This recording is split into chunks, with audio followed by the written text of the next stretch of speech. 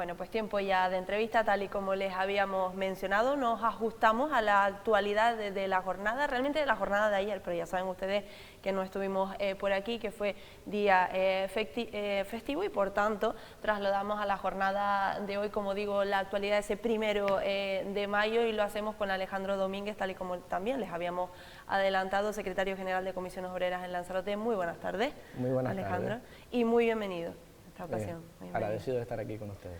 Muchas gracias para hablar de muchísimos asuntos, pero evidentemente, como digo, nos ajustamos a la actualidad que pasa por ese 1 de mayo, lógicamente. Y la primera pregunta un poco que te hago, Alejandro, es, porque en estos casos siempre uno se pregunta, más allá de día festivo y de descanso, por supuesto, siempre lo hemos dicho, sigue siendo día reivindicativo y uno siempre se pregunta, pues si va a recibir respaldo o no este tipo de concentraciones. ¿Qué valoración hacemos de ese 1 de mayo ayer, que tenemos que decir que se desplazó esta concentración hasta allá, hasta Playa Blanca, hasta el sur?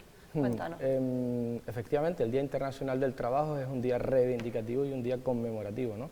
Evidentemente por lo que nuestros abuelos, nuestras abuelas, nuestros padres y madres tuvieron que luchar para que nos concedieran la democracia que tenemos en la actualidad.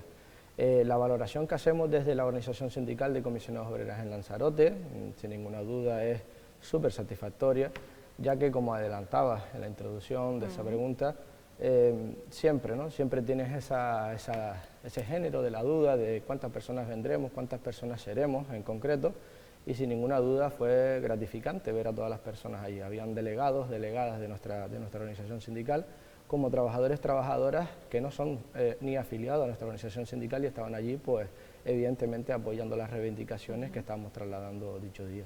Estamos viendo algunas de las imágenes de esa jornada, porque yo creo que siempre lo solemos decir en estos casos, ¿no? Evidentemente, afortunadamente, faltaría más, hemos ido poco a poco avanzando con respecto a esos tiempos que mencionas, pero es cierto que todavía queda un largo camino por recorrer. Alejandro, vamos a empezar a hablar de esas reivindicaciones que se pusieron sobre la mesa. Cuéntanos, porque son muchas todavía, lamentablemente. Literalmente, sobre lo que estuvimos trasladando en el propio hotel, en la cual lo vemos en las imágenes, dicha concentración se realizó bajo 3 ejes de actuación, ¿no? Uno es a nivel internacional, lo que nos mueve, lo que nos interesa, otro a nivel nacional, y sin ninguna duda luego en lo insular, que por ello nos encontrábamos en las puertas de un hotel en concreto, como mencionaba, en el municipio de Yaiza, más concreta la zona turística de Playa Blanca. En relación a lo internacional, sin ninguna duda, quisimos hacer un llamamiento al alto el fuego, alto a la guerra en concreto y evidentemente que se acabara de una vez por todas la situación que está pasando en Palestina, en Gaza, en Cisjordania, que está empezando en la actualidad. Y luego a nivel nacional obviamente reivindicamos aquellas piezas esenciales que consideramos que son importantes pues, para seguir avanzando dentro de nuestros derechos laborales, como son la reducción de la jornada semanal a las 37,5 horas, y hablábamos en concreto, creo que en ese vídeo se hablaba algo, de que Canarias, la Comunidad Autónoma de Canarias, se encuentra dentro de las comunidades autónomas a nivel nacional con el mayor índice de media de jornada laboral semanal. Nos encontramos en concreto en ese índice según los datos EPA. Entonces, reivindicábamos que se llevara a cabo ese acuerdo de la reducción de la jornada semanal, que evidentemente va a generar mayor calidad de vida a las personas trabajadoras y evidentemente potenciará, sin ninguna duda, la conciliación de la vida familiar y laboral. Y luego hablábamos también del salario mínimo, de los salarios dignos, porque sin ninguna duda el salario mínimo interprofesional habrá subido en los últimos 4 años en torno a un 24%, y cierto es que independientemente de esa subida es difícil vivir en el día de hoy. Y luego otro de los puntos de interés, hablábamos en concreto del acceso a la vivienda, que está como está, y sin ninguna duda entendemos que se deben de llevar a cabo políticas sociales pues para que en concreto la clase trabajadora y la ciudadanía en general pueda acometer pues los pagos alquileres o incluso pues solicitar esos préstamos hipotecarios que están como están y se hace difícil en concreto la vivienda en el día de hoy. Pues vamos por profundizar en acerca de algunos de los puntos. Vamos a quedarnos con este último, por ejemplo, Alejandro, porque yo creo que al final la crisis habitacional es algo que ya lo hemos comentado en repetidas ocasiones. Antes quizás lo sufría más la clase más vulnerable, pero ahora ya ni siquiera teniendo un empleo digno, un salario digno, puedes llegar a permitirte, ¿no?, el acceso a una vivienda, y si es que se encuentra, eso lo primero. ¿Qué plantea en este caso Comisiones Obreras Lanzarote, o qué cree que se puede hacer que no se esté haciendo, evidentemente, que es lo más importante? Entiendo la pregunta que planteas, pero sobre todo yo focalizaría ese punto en las políticas sociales gubernamentales, ¿no?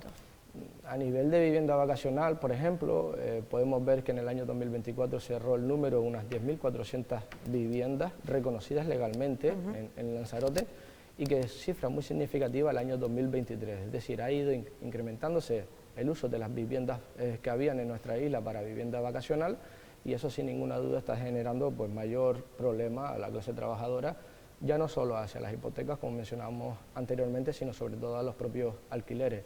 Es muy raro encontrar hoy incluso hasta un alquiler de una habitación por menos de 400 euros. De camino al estudio de esta cadena, hablaba con una vecina mía puerta a puerta, y la misma me decía, chacho, vale, es que me tengo que ir de aquí porque evidentemente pagando ahora mismo 500 euros por habitación, 500 euros por habitación y un salario de 1.200 euros, suma, sigue, y evidentemente te genera pues una desprotección total hacia un estado de bienestar en concreto en nuestra isla. Sí, es que es muy complicado, y yo también hablo también un poco en este sentido del tema de las nuevas generaciones, que es uno de los principales motivos de frustración sin duda de los jóvenes, porque al final ves que te formas, ¿no? En el caso de que puedas, te formas, bueno, consigues tu primer empleo y luego lamentablemente pese a eso no tienes oportunidad incluso de independizarte en este caso. Otro de los asuntos que plantean, Alejandro, el tema del SMI, del salario mínimo interprofesional, queda mucho por hacer en este sentido, porque es uno de los asuntos que yo planteaba al comienzo, que no ha empeorado, faltaría más, ha ido poco a poco avanzando, pero desde Comisiones Obreras siguen viendo todavía mucho camino por recorrer. Sí, es decir, hablando del salario mínimo interprofesional, el mismo da paraguas a muchísimas personas trabajadoras de nuestra isla en concreto, pero sí, especialmente hay que detallar que en nuestra isla se encuentra más del 10% de la población por debajo del salario mínimo. ¿Por qué? Porque están con jornadas parciales, porque están con unas contrataciones inferiores a la total, en concreto a jornada semanal. Evidentemente, ya solo hablar de esa coyuntura, de la dificultad que te genera cobrar menos que el salario mínimo, pues evidentemente la realidad en cuanto al vivir en nuestra isla, en cuanto a Canarias, se hace bastante difícil. Aparte de ello, del salario mínimo, como menciona, sí, es cierto que en los últimos 4 años, gracias al acuerdo alcanzado entre las organizaciones sindicales y gobierno, que la COE se ha echado a un lado en ese sentido, pues ha subido el salario mínimo, cierto es, un 24% en los últimos 4 años, pero a la realidad nos vamos, a los datos concretos, ¿no? ¿Cuánto ha subido el aceite? ¿Cuánto ha subido el alquiler que mencionábamos? ¿Cuánto ha subido los gastos de educación en concreto de nuestros hijos y hijas? Y sobre todo, una de las clases importantes que se ve más que afectada, como mencionaba, son la juventud en concreto, ¿no? Yo todavía me considero joven en este sentido. Soy estudiante. Yo siempre digo nuevas generaciones, pero también es verdad que ya tengo que ir diciendo, bueno, yo creo que ya me debo ir apartando un poquito de ahí. Sobre todo somos jóvenes. Cuando entras en el seno de ellos, hablo de las personas de 20, de esa edad y tal, y señor, yo estoy ya casi que fuera, ¿no? Pero bueno, en definitiva, un chascarrillo en este sentido. Pues evidentemente ves que se te hace difícil el independizarte. Yo, gracias a Dios, estoy independizado, pago un alquiler que el casero en relación, pues bueno, pues se porta bastante bien y tenemos un contrato firmado y podemos estabilizarnos, tanto mi pareja como mis hijas, pero sin ninguna duda eso no es la realidad de lo que hay. Ya no es la edad en concreto, hay personas de edad avanzadas con dificultades en concreto para alquileres, que en relación a ellos los cuidados de estas personas pues se hace más costoso todavía. Entonces, en cuanto a la vivienda en relación a Lanzarote, creo que debemos de pararnos todas y todos y obviamente ponernos en encaje para que se apliquen políticas sociales que den paraguas a la realidad que tenemos, porque va a llegar al tal punto que los trabajadores y trabajadoras, como está pasando en la actualidad, ya no quieren trabajar en Lanzarote, pero por la sensación que genera la desprotección de la vivienda. Claro, es uno de los asuntos clave, y además, como comenzabas comentando, el tema de que no está en un equilibrio el coste de la vivienda y de la vida en sí con el tema del salario mínimo interprofesional, con lo cual, pues evidentemente, por mucho que siga subiendo el salario, si sigue subiendo también el coste de la vida, ahí algo va a seguir fallando. Hablabas antes de, cuando hablábamos del SMI, me decías que, claro, que el problema está en que muchas personas cobran por debajo de ese salario mínimo interprofesional, hablabas de contratos, bueno, en fin. Y quiero preguntarte si se siguen cometiendo muchas irregularidades en este sentido. ¿Desde comisiones obreras lo siguen percibiendo así, el tema de denuncias precisamente por todo este tipo de cosas, A ver, Alejandro? sí, justamente te agradezco la pregunta profundamente. Sí es cierto que las modificaciones que se llevaron a cabo en el Estatuto de las Personas Trabajadoras y también a nivel nacional ha generado más paraguas de protección a las personas trabajadoras con la eliminación de los contratos temporales que se hacían con anterioridad, que sin ninguna duda estaba ajustado a derecho y eran ilícitos por sí y estaban en fraude de ley. Cierto es que se ha dado a cabo la aplicación de la norma y se están haciendo los contratos indefinidos como norma general, y la verdad que en ese sentido hemos crecido y hemos mejorado en cuanto a la situación contractual. ¿Qué es lo que ocurre? Que independientemente del tipo de contrato, la norma también, en este caso, da posibilidad a los empresarios y empresarias a realizar contratos por jornadas inferiores a la jornada total de las 40 horas, ¿no? Entonces lo que estamos viendo es que se están llevando a cabo aplicaciones de la norma, pero con contratos de 20, de 25 horas, de 30 horas, y sin ninguna duda cobrar 900 euros de media, hablamos, en relación a esos contratos de 25 a 30 horas, se hace costoso, porque cuando hablamos de 900 euros no hablamos de 900 euros con las pagas aparte que todos conocemos de verano o Navidad, ¿no? Hablamos de esos 900 euros con el porrateo de pagas incluido, porque eso es preciso informarlo. Cuando hablamos de los 1.200 del salario mínimo, no es que en el mes de verano cobran las personas 2.400, es que ya dentro de esos 2.200 está el porrateo de las pagas en concreto. Es decir, en concreto los cambios normativos sí es cierto que han mejorado en relación a la estabilidad de las personas, feo estaría, pero sí es cierto que ha generado también pues una desprotección en cuanto a las jornadas que teníamos antes. Y eso es una realidad que tenemos en nuestra isla en concreto, fruto, yo pienso, también del turismo en sí, es decir, no tenemos una estabilidad generada. Entonces, al no generar esa estabilidad, entiendo que podrá ser ese el motivo, que los contratos en concreto no se lleven a cabo con las jornadas establecidas por ley, que es el máximo legal. ¿Cuáles son los sectores más afectados en este sentido? Imagino que precisamente, como mencionas el tema del turismo, son los que más dependen de este aspecto, ¿no? Hay dos coyunturas, ¿no? Si hablamos de la contratación o si hablamos del salario.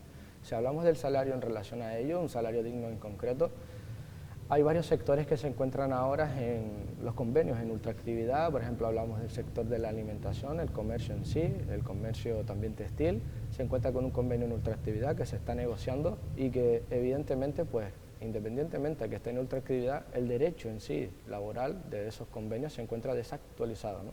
Entonces esos sectores se encuentran bastante afectados. También la sanidad privada, por ejemplo, que tiene un convenio de dependencia y sanidad privada que se tiene un convenio que está también en ultraactividad y que se está negociando y que evidentemente la patronal se está sentando a negociar, pero no en aras de buena fe y en concreto no se ha llevado a cabo esa firma.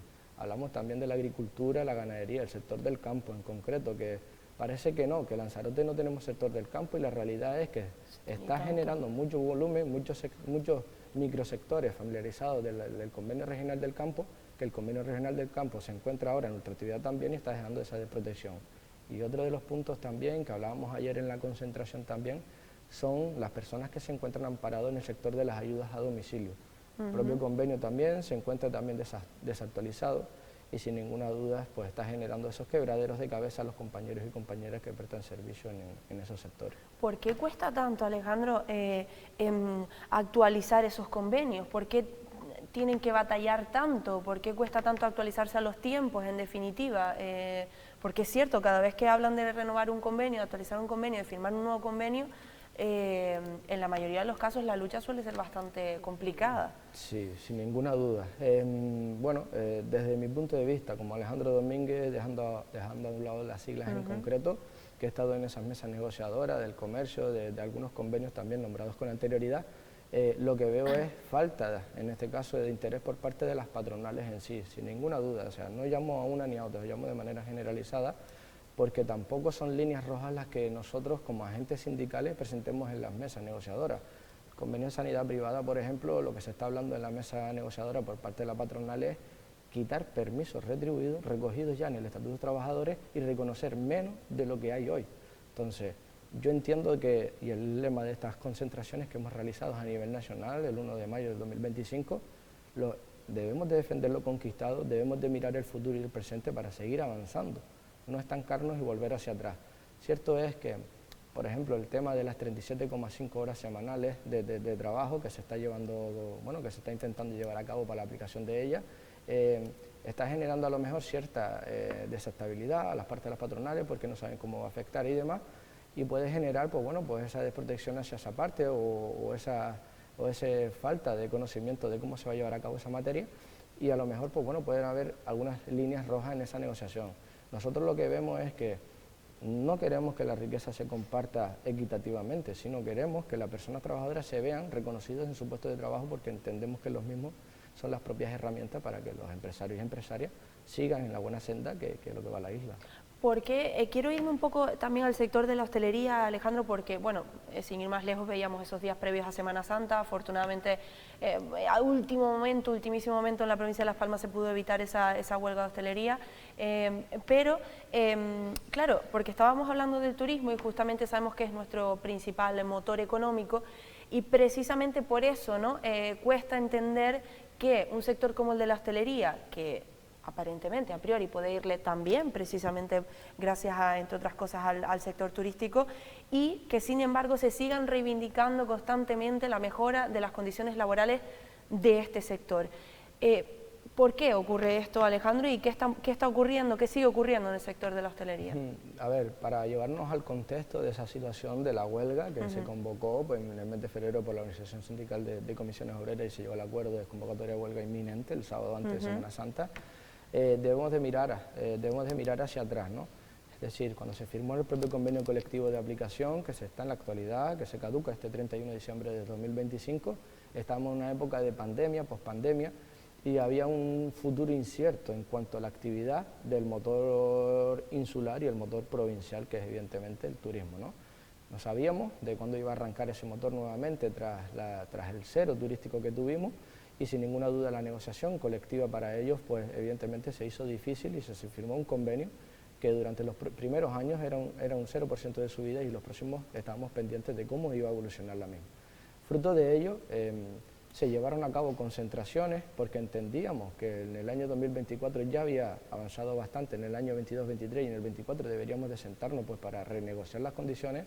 La patronal no nos tuvo en cuenta y tuvimos que pues, intensificar la acción sindical, llevando a cabo el periodo de huelga para la Semana Santa y unas reivindicaciones elementales, mejoras económicas, mejoras en salud laboral y evidentemente protección a los trabajadores y trabajadoras como las camareras de piso con las camas elevables o incluso las turnicidades que se ven en el propio sector. El caso concreto, efectivamente, se llegó a un acuerdo, y el acuerdo cierto es que independientemente que se podía sacar más o menos, entendemos que está bastante aceptable en cuanto a los términos del propio acuerdo, que lo único es que estamos en la actualidad esperando a la publicación en el boletín oficial de la provincia de Las Palmas, pues sin ninguna duda para darle trámite y que se cumpla el acuerdo alcanzado. Bueno, pues nos quedamos con eso, Alejandro. Es una, bueno, iba a decir buena noticia, sí, dentro de lo que cabe fue una buena noticia el que se evitara esa huelga, porque se evitó gracias a que efectivamente se van consiguiendo esos avances, independientemente de que, como bien han anunciado, se va a seguir revisando y fiscalizando, que es al final lo que se debe hacer.